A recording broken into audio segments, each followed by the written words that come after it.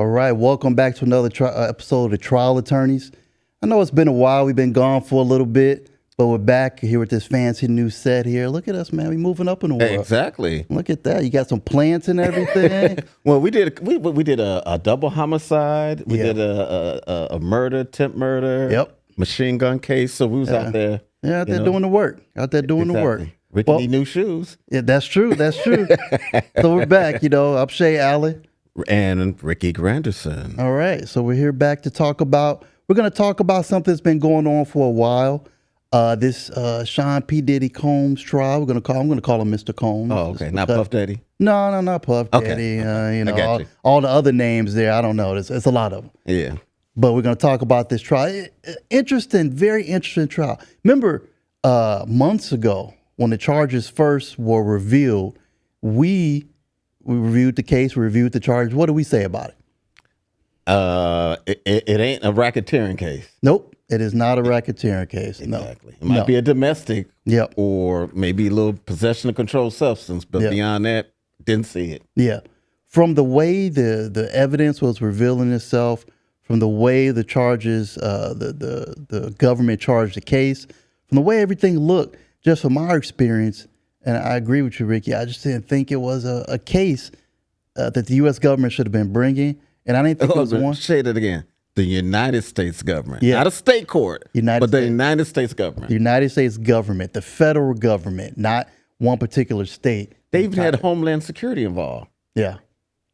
Yeah. I feel secure. Yeah. No, you feel better? I'm scared, dude. After this. Good to know. Good to know. So now here we are, 6 weeks later. Over 30 witnesses presented by the prosecution. 6 weeks. Do you feel like they've proven their case? No. That was a quick, definite no. No. Yeah. Well, what makes you say that? Well, there's lawyers can look at it, the facts, and then there's jurors. Okay, jurors are the ones that are going to make the decision. Yeah, they didn't go to law school, so they're going to use their own personal experiences, and then some may say, let me change it. I'm a hazard a guess. I'm not going to put all my money on it, but either hung. I mean, it might be guilty, or not. It depends on the jurors, because some people are like, he's a bad person, which is not the reason to convict him. Other people say all this for some baby oil and some freaky people, or some people are like, I don't know, and they may be hung. Right. So, things are not always what they seem. Well, that's exactly true, and just as, us as defense attorneys, but we were also prosecutors. We both started out, had long careers as state's attorneys here in a large city in Chicago. So I think we get a pretty good viewpoint from both sides. Even though now, our job as defense attorneys is that's what our job is. But I think we still get to be or are objective when we're looking at these kind of cases.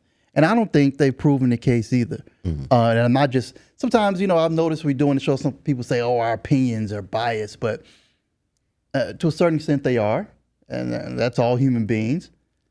Well, I disagree. I mean, like I said, I was a prosecutor longer than I was a defense attorney. Right. And it's a difference is that,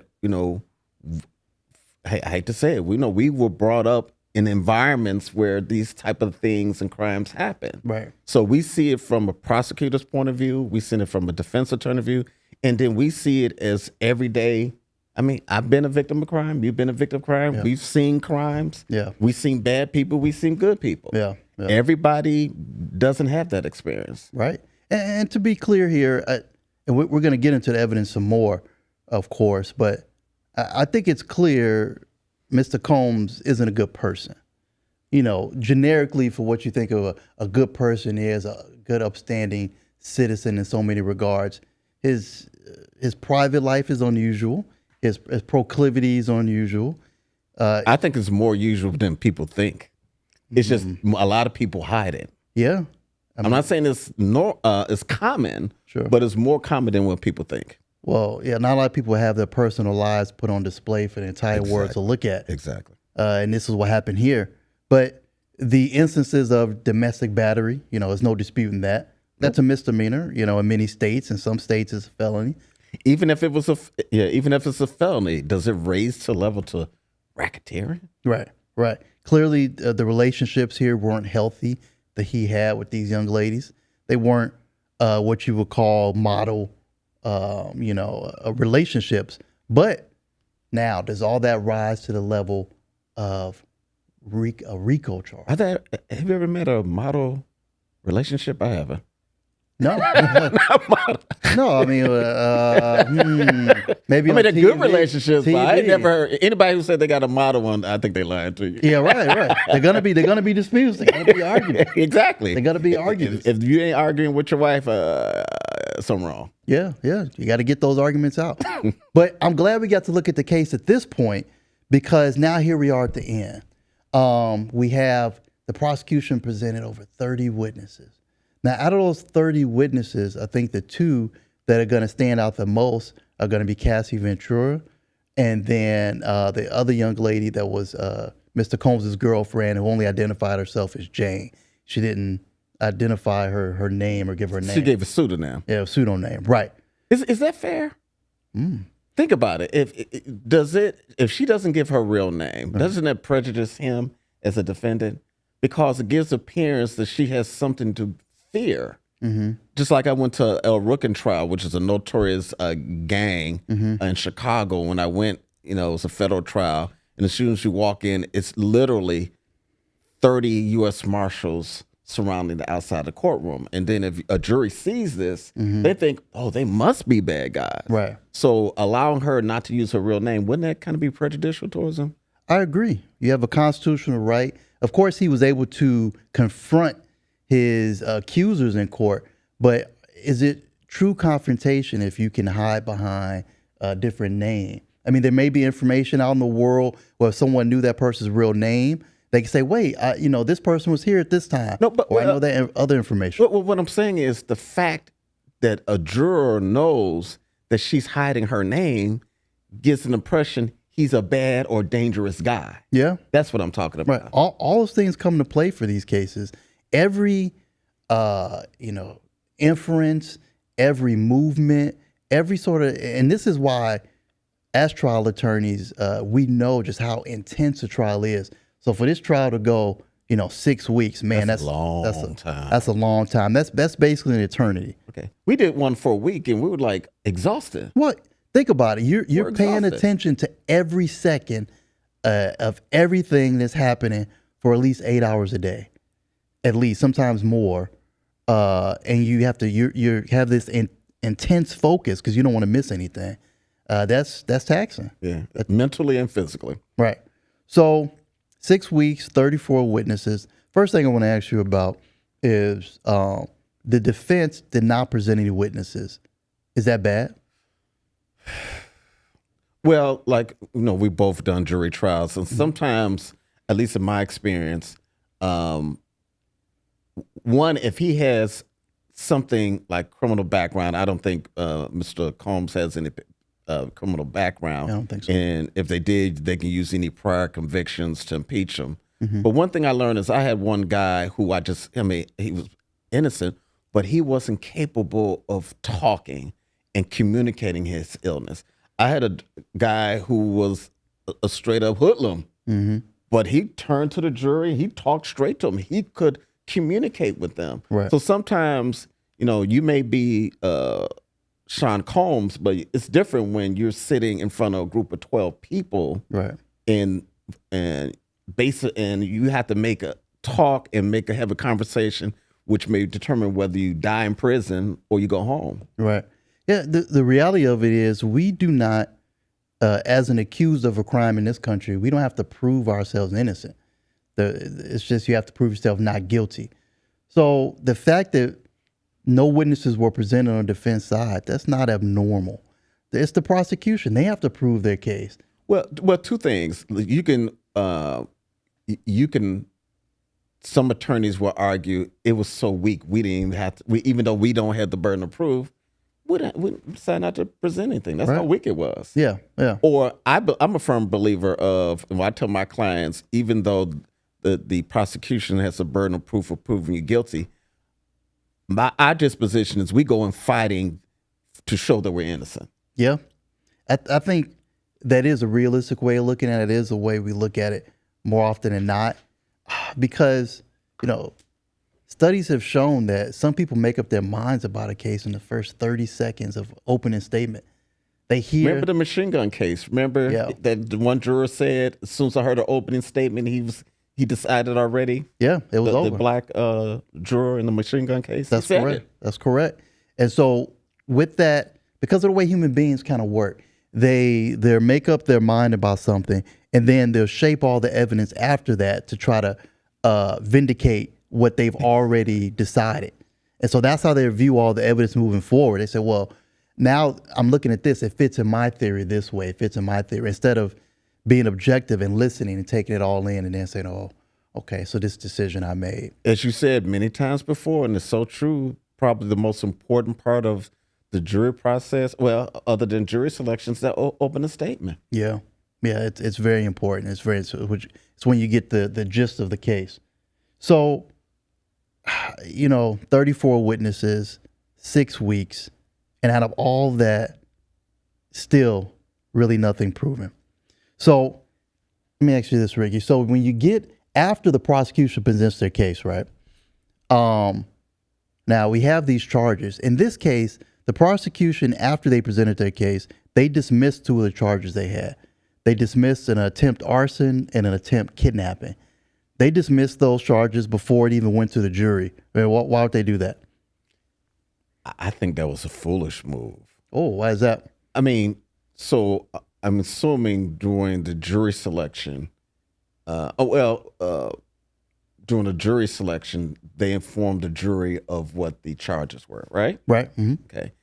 So they're going in their mind saying, those prosecutors sitting over there saying this guy did this, this, and this. Right. And then all of a sudden you turn around and you start dismissing stuff. To me, that seems like you're admitting that, hey, we didn't have enough evidence in this case. Mm-hmm. Okay, well, other stuff you don't have enough evidence for. Right. You should have just let that ride out and let them, if they find them not guilty on it. But to me, when you did that, you're admitting that your case is weak in some of the charges. Right. And I'll tell you this about federal prosecutors from doing, the federal juries I've done. They hate to lose. They take it personally. They just, they despise it. It's like, when you're back in the day, a kid brings his ball to the court and you win and they take their ball and leave. That's exactly what federal prosecutors do. So, like we know, once the prosecution finishes presenting their case, we can ask the judge, can you end this case now? We can ask for a directed verdict. Judge, can you end the case now, just from what you've heard, before it even goes to the jury? Yeah. Now, it rarely happens, but in federal court, a lot of those judges, they're really smart and they don't mess around. So if they feel like you didn't prove, the prosecution didn't prove some of those charges, they will boot them out. Mm-hmm. So I think you're right. The prosecutors, in this case, they got rid of those charges. They're like, oh man, we didn't prove those. And what's your closing argument? They basically admitted that their case is weak. Look, they sat in front of you in the beginning and said he did this. Mm-hmm. Now they turn around and no, he didn't do it. We ain't got enough evidence. Right. Yeah. So it's a problem for them that they had to do that, and I think it showed a crack in the armor on their side that they had to do that. If they were confident in their charges or confident in their case, you just press forward. So the prosecution, what they have left is what he's charged with here is racketeering, conspiracy, sex trafficking, and transportation to engage in prostitution. So those are the charges that are left for the jury to deliberate on now to decide. Now, what we had just ending at the end of the week were closing arguments, and we're gonna break down the closing arguments here because those can get intense, and that's what we have here. It's like the prosecution gets to argue, then the defense gets to argue, and then the prosecution gets to argue again in rebuttal. They get to talk last, which I hate. They get to talk again before deliberations. What I hate is we can't respond to what they said. Yeah, I know. The rebuttal. I know. I guess if they let defense have a rebuttal, it can go back and forth because attorneys would never be quiet. Probably just keep talking back and forth for hours. So the prosecution started with their closing argument, and they wanted to focus in on a couple of things, which I thought were unusual, or factually, I don't know if they're correct. So for racketeering, or RICO, which we've talked about before, which is an allegation or a charge, is usually that was reserved for the mob. It was reserved for the mob. Al Capone. Yeah, this is how mobsters were taken down back in the day, because you could never catch the top person in a crime. Exactly. Because they send other people to do their things if they're smart. They send other people, and they can just before in the past, they could always sit back and say, I didn't do it. Yeah, you always just got the foot soldiers. You never can link the guy who gave the order to do the killing. Right. So RICO comes along, and RICO says, okay, if we can prove that there are other people involved, and that I was ordered to do these things, or even forced to do these things by someone else, then the person above can be found guilty and held liable for these horrific crimes.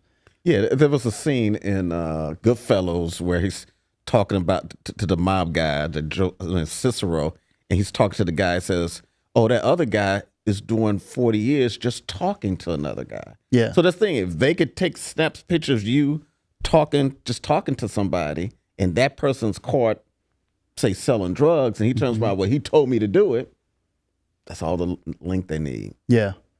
But the strange thing that I've noticed from this RICO case from the start, there are no co-conspirators. I'm sorry. There are no co-conspirators. There are no, usually in a RICO case, you have several people from several levels of the criminal enterprise that are all charged in a particular case, and they're all defendants together. Because even then, conceptually, it's easier for people to look and say, oh, here's a criminal enterprise, because now we have 3 or 4 people sitting here as all defendants. They're all charged together. Conspiracy. These people are working together to commit this crime. But here, it's just Diddy. It's just Mr. Combs. It's just the person on top. Well, they said a corrupt organization, RICO. Organization consists of the main guy, lieutenants, associates, foot soldiers. Right. How can you do that if you just point into this one guy? It's just one guy. What's the organization? In this case, it's saying Bad Boy. His music label, his music organization is this criminal enterprise that apparently is involved in all this illegal activity. Well, they may be making a mistake of thinking it's easier for a potential juror to accept a rap organization is a criminal versus a gospel organization. But I here's the thing: when jurors look like, you know what? Come on, y'all, this ain't no mob type stuff. Right. If they blow that off, they may blow off the other ones. Like, come on, you ain't wasted everybody's time, or they just convict them of the lesser charge. Right. Well, the prosecutor in this case, she Miss Slavic, AUSA, excuse me. She framed Combs as a central figure in a criminal network. She said he was in charge. He was a through line. His associates existed to serve his needs. She described Combs' empire as built on fear, using staff and inner circle members to execute his demands. Fear is a currency of Sean Combs' empire. Who's in charge of Apple? I don't know who it is. Wait. Well, yeah. The thing is, because you're in charge doesn't mean you're a criminal. Of course, he's the president. He's not in charge. He's in charge. He's the president. Right. They don't. Yeah. Yeah. Well, so in order to prove the RICO allegations, the RICO conspiracy, the government had to prove 2 underlying, basically, crimes or instances in order to uphold the RICO charge. So in this case, they were trying to say, they're still trying to say kidnapping. Even though they dropped a separate attempt kidnapping, and they're still trying to prove and say arson, even though they dismissed another attempt arson charge. So the kidnapping in particular, talking about one of Combs' assistants, she came in and testified. And she said, Well, Mr. Combs put a gun to my head, and then we had to drive down to another guy, Kid Cudi's house, and he was gonna fight Kid Cudi, and because he was dating Cassie. You know what's so dumb about it? They can't have the cake and eat it too. Saying he's the head of this criminal organization like the mafia. Right. Do you think John Gotti would have went down with a gun and put it to the head of the person, or would he send one of his goons? Right. Come on, you can't have it both ways. True. That seems idiotic. If he's this criminal mastermind, the head of this large criminal organization, you're just gonna willy-nilly grab a gun and take your assistant down to go beat a guy up? What? This doesn't add up. And I'm gonna go with my assistant. I got all these bodyguards. I got all these people. If I can get $100,000 to the security at the hotel to give me the tape or whatever, you think I can't pay a guy $5,000 to go beat somebody up? No. Why would I do it myself? Why would I get my hands dirty? Doesn't make sense. But so then the other side, and this was my gripe with a lot of the government's witnesses in this case. I think they were all just sort of self-serving. I think they were all people who used to work for Mr. Combs, of course, and either they were fired, had a bad experience, maybe he was a horrible employer, or it seemed like he was a horrible employer, tough person to work with. But then the U.S. government calls you up. You were just somebody's assistant somewhere. An FBI agent calls you up and says, "Hey, we want you to testify in this case against Mr. Combs. What are you going to do?" Most people aren't going to tell them no. They're going to get up there and they're going to say what they need to say to keep themselves out of trouble. And that's the way that's going to work. So quite frankly, a lot of these people, they don't convince me beyond a reasonable doubt. Well, I mean, there are a lot of, I use the word unsophisticated people. If the FBI calls you, you're going to be intimidated. Yes. Yeah. I mean, when a regular police officer says, "Hey, let me search your car," people, and when you know you have, naturally they just obey because it's the police. Yeah. Well, and it's not even just a matter of someone being intimidated. FBI and police, Chicago police, all these different agencies, they actively intimidate people. Yeah, exactly. No, so they know it works. Though. Yeah. They'll call you and say, "Hey, yeah, we looked at your taxes from the last 5 years. Something's not looking right. Oh, you want to come testify? Help us, against this Mr. Combs? Oh, yeah, I think I'll come." Because, maybe I'm getting old or something, but say Mr. Combs' assistant, you worked for him for years. You took paychecks from him. You took benefits from him. You went to the parties. You got on his boats. All the benefits. You did. You were going dancing around with him, sending him text messages and everything. But all of a sudden, now years later, when this crime comes up, now you're sitting on the stand and you're crying. Well, remember, what's her name? Cassie. Yes. She got $30 million or $20 million. $20 million. Would that be a motivator? Yeah. Or let's see how many books come out after this, or how many, right. The more attention you get after testifying. Right. There's what we call motives to lie. Absolutely. Bias. Yep. Mm-hmm. Bias and motives to lie. And so the prosecutors in the case, just that point you were making in their closing, they argue that, look, Cassie has already made $20 million. She's already made her money. She's not going to make any more money. Why would she sit up here and lie? What do you say to that? I always ask, you have billionaires, they work harder and harder to make more billions. And I'm thinking, you can't live off of $10 billion? Right. So what? $20 million. A percentage goes to the attorneys. Yep. You pay bill. Why wouldn't people do it every day, trying to make more and more and more money? Yeah. Yep. That's what it is. Just because someone I think money is always a motivating factor for many people, for many witnesses that come into court. And quite honestly, I call it test of lying. Man, you're under oath, but especially in state court, police, witnesses, people test the lie. Everybody comes in there and you're under oath. They sit there and say, "I'm under oath, I swear to tell the truth." But they lie. But it's up to the jury to decide who I believe and who I don't. But the fact of the matter in this case, almost all of the evidence, all the testimony is based on these people who took all these advantages from Mr. Combs, and then all of a sudden now they come in there and all sad.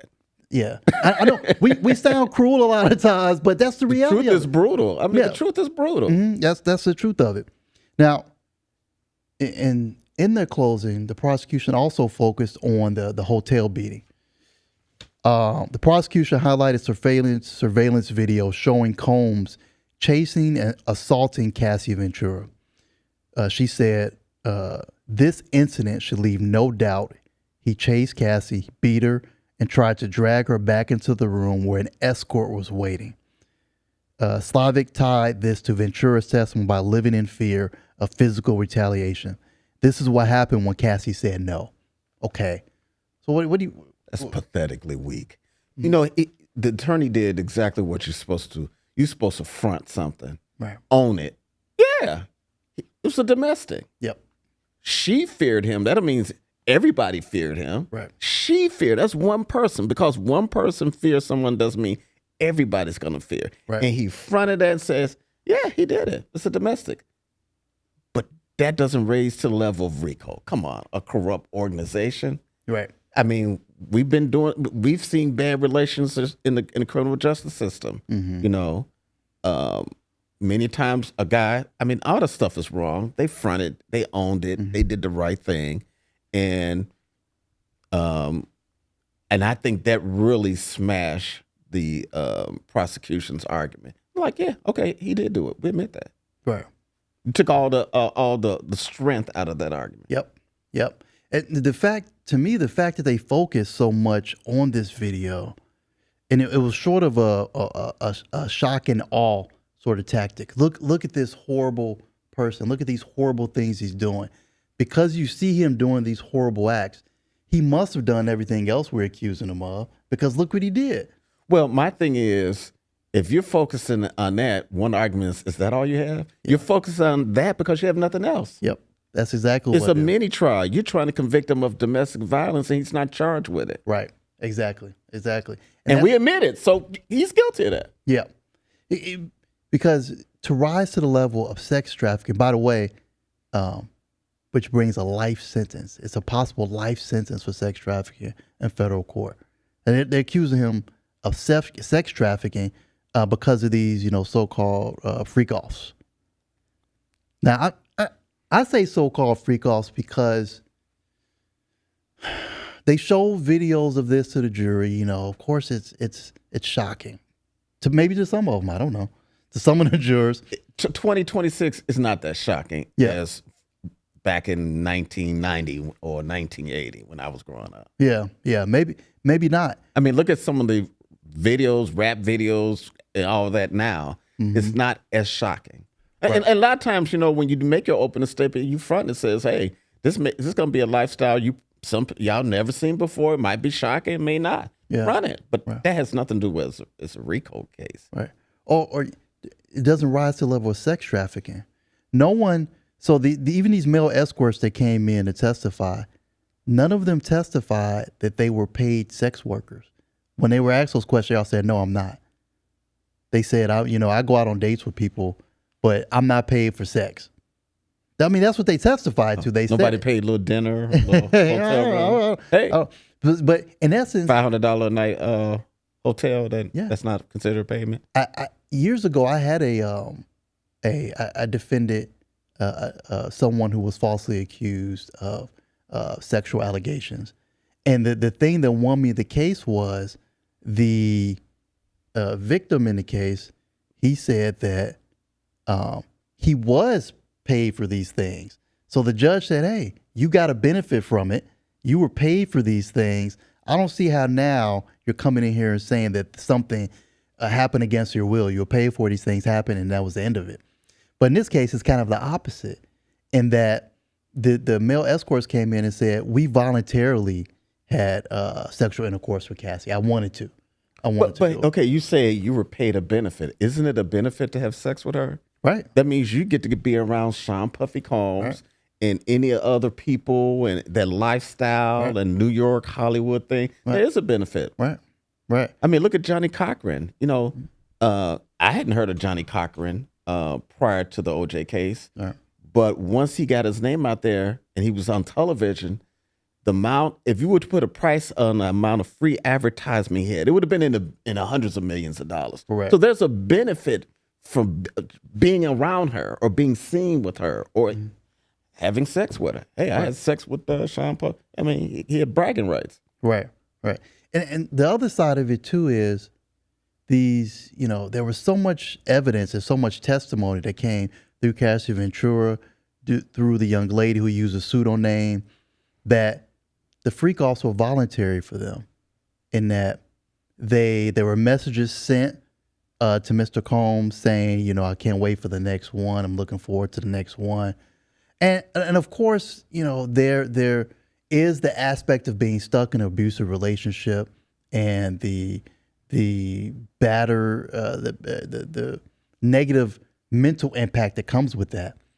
But looking at it as an attorney, if there are message after message of her saying, you know, I'm looking forward to it, I had a good time, I enjoyed it, I'm going to help set this up, I'm going to set it up, and at no time was there really an air of coercion. Coercion. Well, my thing is that you're saying this in a positive way as though it's not something negative. Right. If he says, you better be there, and she says, okay, you have wiggle room to argue, oh, she's intimidating. Yeah. I can't wait. Yeah. It's jurors are not dumb. Well, correct. And that's why we have this system in this United States. And that's why I think the system in our country, of course, is flawed, but it's the best in the world in that matter. And that you get people who are able to use their own common sense. And you know, and that it's, you know, I know when the state's attorney's office it's kind of different now. You know, they still have a felony reviewing unit.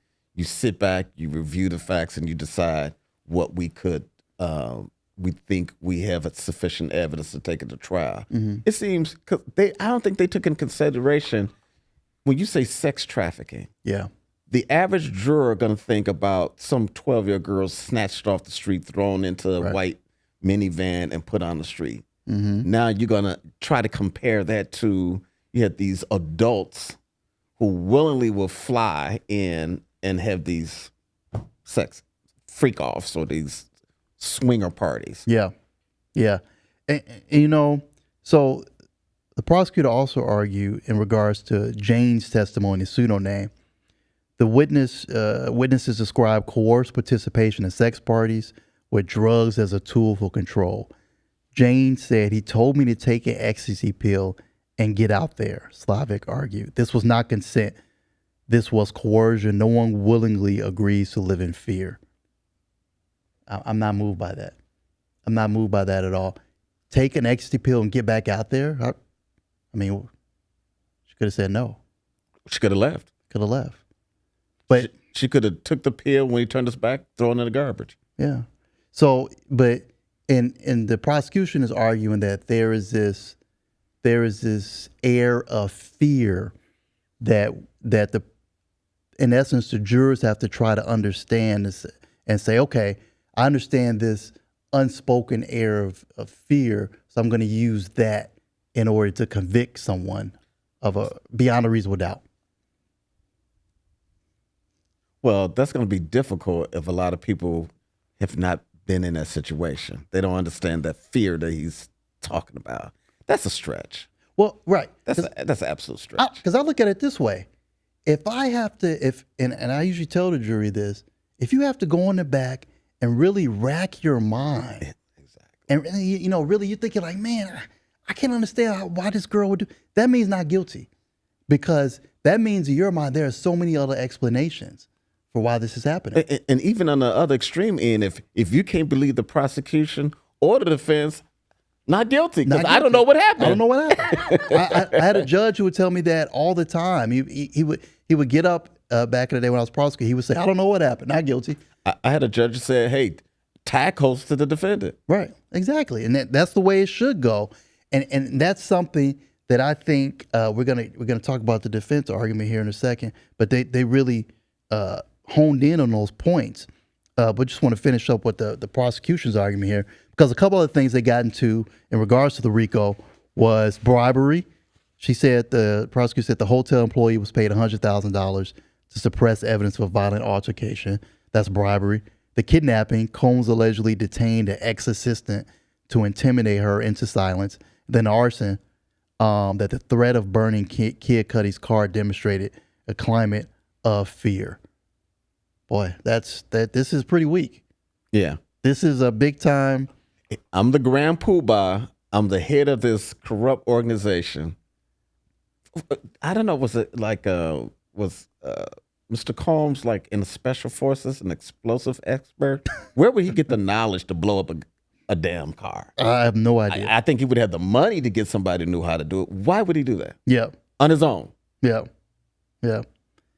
But, and I agree with that 100%. All of these hotel employees paid $100,000. People are paid money to not disclose things all the time.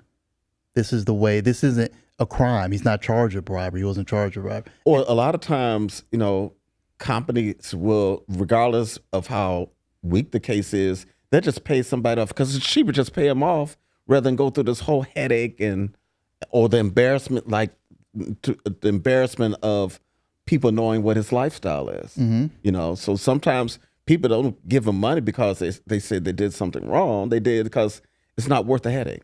Yeah. And the prosecutor emphasized that the jury only to find 2 acts of racketeering to convict. And this is, again, why I think they just inundated the jury with all these different videos of all these different freak-offs and all these different activities that they're alleging. They're saying, you pick 2, and yeah, he's guilty. Pick any 2 you think, yeah, just throw it out there, pick a couple, and he's guilty. Which to me, again, proves that the case just isn't strong. I mean, you're a good orator, but how do you with a straight face say that with enough confidence where people are going to say, well, just pick 2. You have nothing. Mm-hmm. And it doesn't matter if you tap dance or you yell it. Mm-hmm. People are like, that's nothing. Yep. It's not enough. Yep. And finally, the prosecutor ended with, justice is not about wealth or fame. Justice is about the truth.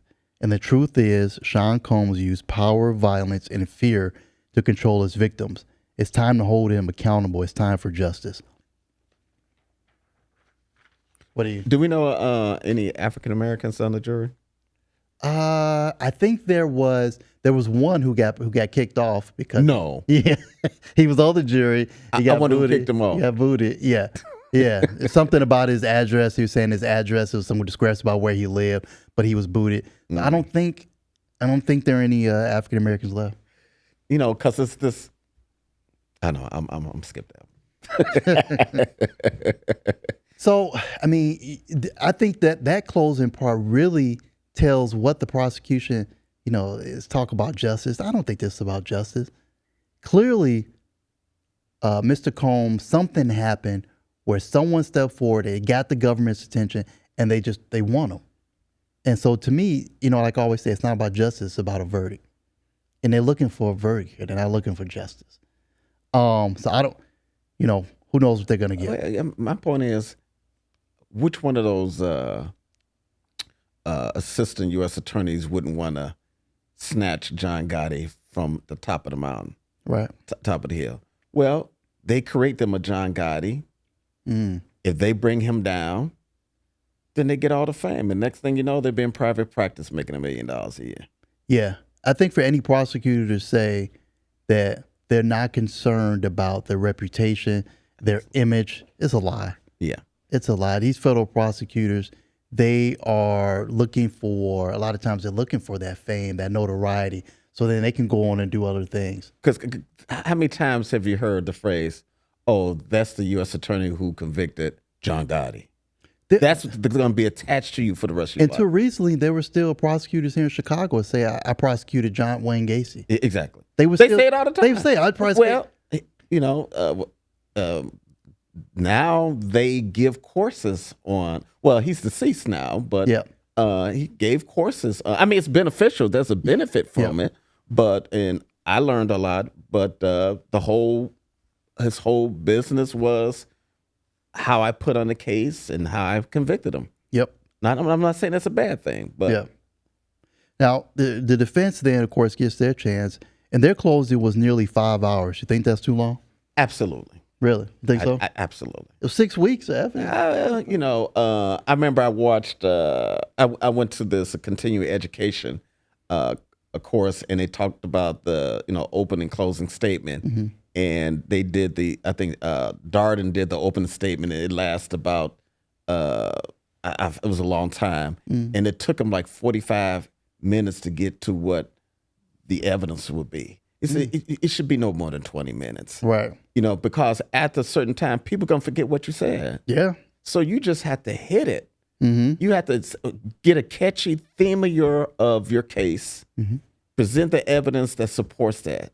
Because we've seen it. Yes. What jurors are like, they just kind of glaze over. Exactly. And some jurors like, I don't remember what you said. No, forget it, not guilty. If you can't do it in 20, and sometimes there's exceptions. You might have to go a little bit longer, maybe 30 minutes. Yeah. For 5 hours. If you work 9 to 5, that's 8 hours. Can you imagine talking for 5 hours straight? Yeah. Yeah. Prosecution was nearly 5 hours. That's insanity. That's a long time. So then the defense get a chance to, stand up and, after 5 hours of hearing from the prosecution. Which is good for you because if you're shorter, it's refreshing. Yeah. If you're short, it's refreshing. Right. We don't have to talk 8 hours because this stuff is simple. Yeah, yeah. What do you say? Be right, be quick, and be gone. And be gone. The three B's. Just get out of there. So the defense argued that it was a tale of two trials. I thought that was good. Yeah, two different trials. I thought that was good. The trial is told by the witnesses, text messages, and videos, or the trial is told by the mouths of the prosecutors. You know what this is? It's almost implying they're lying, we're telling the truth. Yeah. Yeah. And this is the prosecutor's whole lie. This is what happened. Right. It was described as an exaggerated trial and not the real trial. And then he added that the evidence instead shows a swinger's lifestyle, and then went on to praise Cole's achievements in his business and highlight his character. So it's kind of what we were saying. He led a life that's different from some people, but a crime, no. See, I think what a lot of prosecutors do that, they want to dirty him up. That's all. Oh, he's a dirty person. He had to do it. Right. You have to have evidence. Right. They can see that, he's a bad person when it comes to domestic violence. Right. Exactly. And exactly to that point, his defense attorneys argued the main issue that Cassie Ventura, one of Combs' former girlfriends and accused who testified at trial, was the domestic violence in their relationship. So the defense attorney said that we own the domestic violence. Despite the violence, his attorney called Combs and Ventura's relationship a great modern love story. I don't think I would have done that. Yeah. That was, if I had to critique him, come on. Let's be realistic now. Yeah. Don't do that. See, now you kind of, everything you built up is kind of nullified by making little comments like that. Yeah. And he said the case isn't about crime, it's about money. Cassie Ventura sued Sean Combs for $30 million because Sean Combs had $30 million. And remember that Ventura testified the case was settled for $20 million. So the defense is going in the direction where, we thought they should have went, in that they're pointing out that the case is weak from the prosecutor's side, and that they're focusing in on these perhaps other crimes, but it's not a RICO case. But most RICO cases, think about it. Most RICO cases involving the head guy benefiting. Yeah. Selling drugs, benefit. Yeah. Selling guns, benefit. What benefit does he get out of this? What monetary? Look like he's spending a whole bunch of money. Yeah, correct. For the parties themselves and all the little trinkets to go along with it. Correct. And then is he a corrupt organization? corrupt organizations are there to make money, Right. especially for the big guy. Mm-hmm. Just like in the mafia, what? You got to pay up. The associates have to pay up to the captains, Right. to the main guys, and it goes up. Mm-hmm. So how is he benefiting from doing this? How is it a corrupt organization? They weren't able to prove a benefit, and then also I think a thing that becomes important often is motivation too. Okay, control, over the women involved in the situation. It's a horrible character trait that they've exhibited that he has. But other than that, what is his motivation for Let me give you an example. Me, as I'm growing up, I see a nice girl, and I walk up, try to talk to her, ask for a phone number. She tells me no, I'm all sad. Right. This dude, he's just come in the room, and that all what he doesn't have to do this. Yeah. Yeah. He doesn't have to do it. So what is there is no real motive. There is no real a benefit. Yeah. I mean, if he wanted people to come and have these swinger freak offs, they will come at their own expense. Right. Right. What benefit? Mm-hmm. Sexual, but he's gonna get that anyway. Right. Yeah. So the question then becomes now, case is over, all the arguments have been made. The jury goes out to deliberate on Monday. They get the weekend off. They're going to deliberate on Monday. What do you think the jury's going to be looking at when they come back on Monday? One thing I did, as we know, when the jury doesn't like the prosecutors, it's a not guilty. That's true. If they don't like the defendant or the defense attorney, it's going to be guilty. Right. He didn't testify. Yeah. So, if they get an impression they're just dirting this guy up and he's beating up on them, it's going to be a not guilty. Mm-hmm. You talked for 5 hours and I learned nothing. Right. Do you think it matters that he's a celebrity or not in this kind of case? Yes. Yeah. Yeah. I think it definitely matters. I think the jurors in this country, more often than not, celebrities are viewed differently. They are. But when it comes to crime and a criminal enterprise, I think some people are going to have, whether they fess up to it or not, they're going to have ill intent. Yeah. They're like, man, I don't like this dude. He's rich. Yeah. He's going around, he's doing having all these parties. He got money and I don't have no money. Yeah. He did something.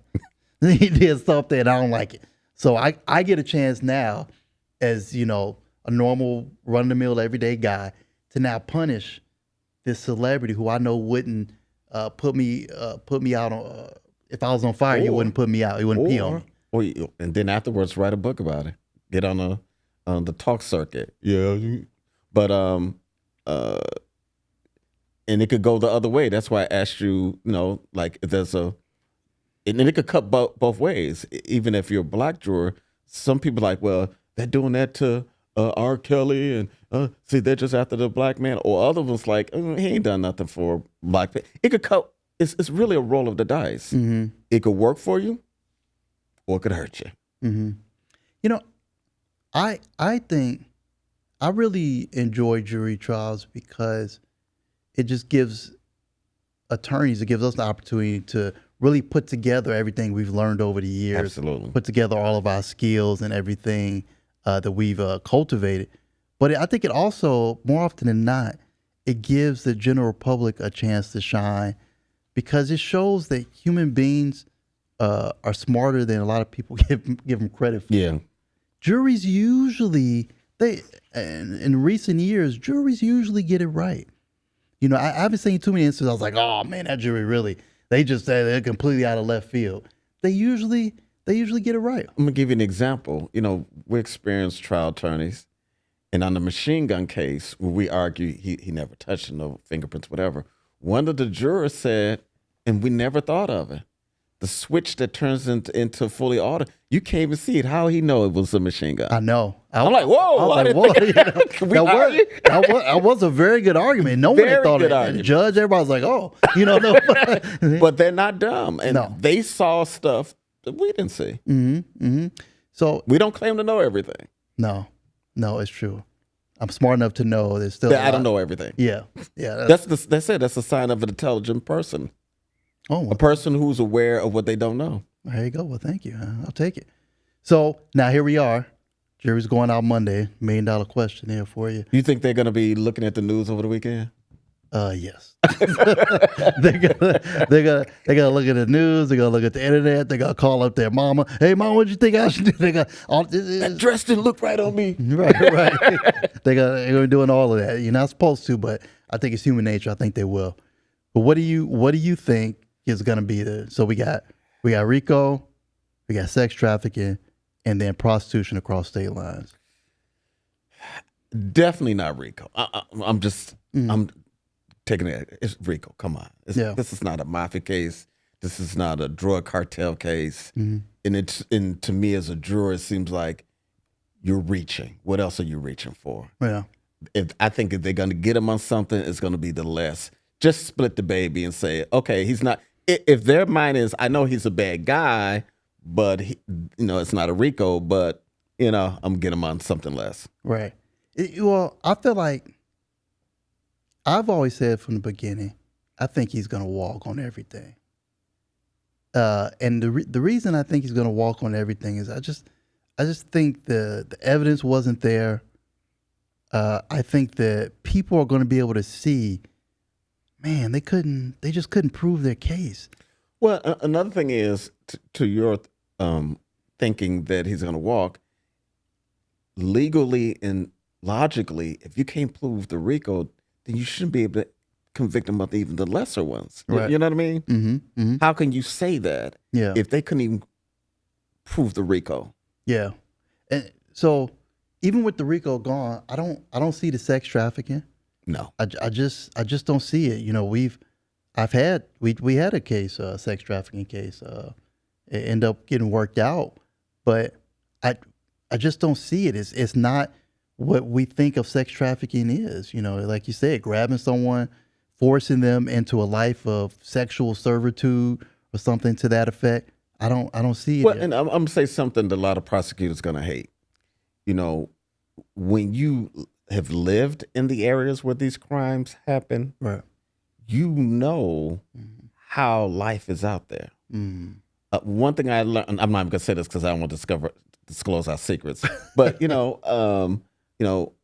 we know that when they say it happened on 79th and Halston, we know 79th and Halston. Right. When they see crime scene photographs, that's different from we've been on 79th. Right. We know how people in certain areas conduct themselves. So you are at a total advantage. Right. And I think sometimes, these U.S. attorneys, they go from the best schools. Right. They lived from the best, they went to private school and all this other stuff. I'm just be honest, they don't have a realistic view of really happens in the real world. They just say, oh, RICO, now we got to fight it. And versus, man, this is going to be hard. I don't think we should do that. And I was always surprised this case ever was brought because, like I say, federal prosecutors, they don't like to lose. The reason their conviction rate is so high is because they'll investigate someone for years. Just get piles and piles of evidence and then say, okay, now we have all this evidence. What do you want to do, Mr. Defendant? So most people plead guilty. And if you go to trial, they're just going to pile evidence on at trial and just piece after piece after piece. And sometimes jurors do sit there and they think, man, this the U.S. government. They wouldn't bring somebody in here unless they did something. And if there's not anyone back there in the back strong enough to prevail against that mindset, he must have done something. We got to get him on something. Then that's what ends up happening. They say, well, we won't find him guilty of the RICO or the sex trafficking, but we'll get him on the prostitution across state lines. And that's what appeals are for. That is. You're absolutely right about that. But I mean, interesting case. I think this case is going to end up being a watershed or landmark case into if the U.S. government is going to continue to come after entertainers in this way. I mean, this is unusual. Well, some people say we got a lot of mafia, drug dealers, and terrorists. Why are we wasting our time sitting with the baby oil? That is a very valid question. That's what I was saying. That is a valid question. Okay. You took baby oil off the street. You didn't take crack off the street. Yeah. There's a lot going You know what I'm on. saying? You took baby oil off, but you ain't taking the guns off the street. Why am I sitting here? Yeah. A lot of resources. These are, supposed to be some of the best AUSAs in the country on this case. For what? But you know what? I will always make a smart response to prosecutor, even though I was a prosecutor. That's, they'll kind of stick their chests out.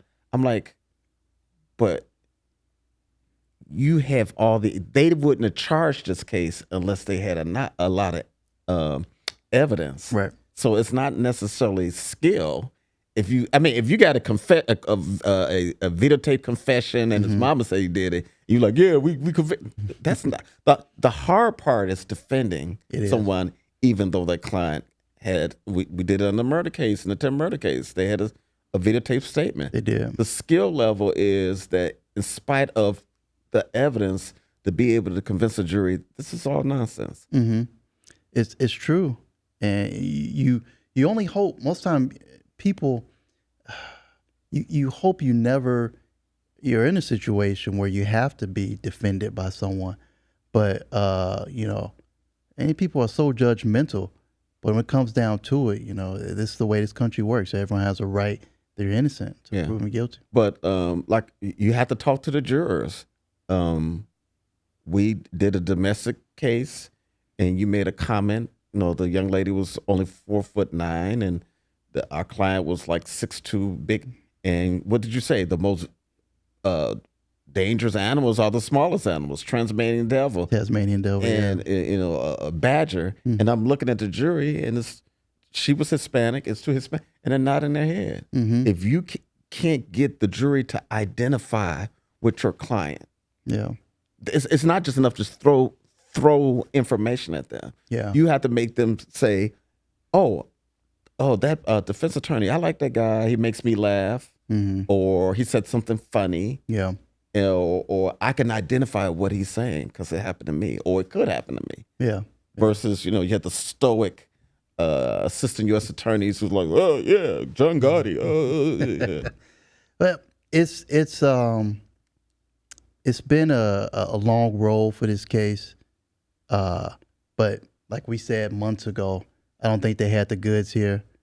We'll see what the jury does. How many days do you think it's gonna take? I usually give a jury a day for each week sometimes. I see what you're saying. Yeah, so this just takes 6 weeks, but 6 days seems kind of long. It does. I mean, it's not a whodunit. So right, and so maybe we'll do for every 2. So I'll say 2 days. 2 days. 2 days. Okay. 2 days. I'm gonna do prices right. What was the price? I'd say 3 days. 3 days. That was a price right. Yeah, well, let's make a deal. One of those two. You bid on it, and if you go under, yeah. Yeah, I think I'm saying it's gonna get a day for them to sit down, go through the jury instructions. Mm-hmm. You might be right with the 2. Mm-hmm. Go through the jury instructions, pick the foreman, then they sit down and go back and forth, and it's like, hey, let's make the government pay for another dinner and lunch. Let's go the next day. see if we get another tasty meal out of it. Exactly. Well, of course, it was a great job done on both sides on the case. The prosecution. It's always difficult ushering in all that evidence and being organized to do that. Yeah. Defense attorneys did a fantastic job on this case. I think they really put a lot of reasonable doubt into the case. A lot of reasonable doubt here, and I think the jury has a task in front of it. But like we're both saying, I hope they make the right decision, and they didn't prove the case. You don't. No, another thing you say about when Mr. Combs didn't testify, that's probably great because then after all that, the cross examination, then the focus is back on him again. Yeah. Now they can't focus on him anymore. Right. The focus is on their witnesses. Right. Yep. It's on their and not case. Him. Yep. It's on their case. And they have to prove it, and they just didn't do it here. They just didn't do it here. So, that's it for us. Yeah, and when he's found not guilty, the price of baby oil will go back down. Oh, that's very that's a very important fact. I've been very upset about I already that. bought stock. Already. Okay. Trust the justice. So I'm waiting. It might be inside tip, man. It might be inside tip, inside trader. Okay. All right. Thanks for joining us. Another show, Trial Attorneys. As always, subscribe and do all those good things. Thanks. Uh-huh.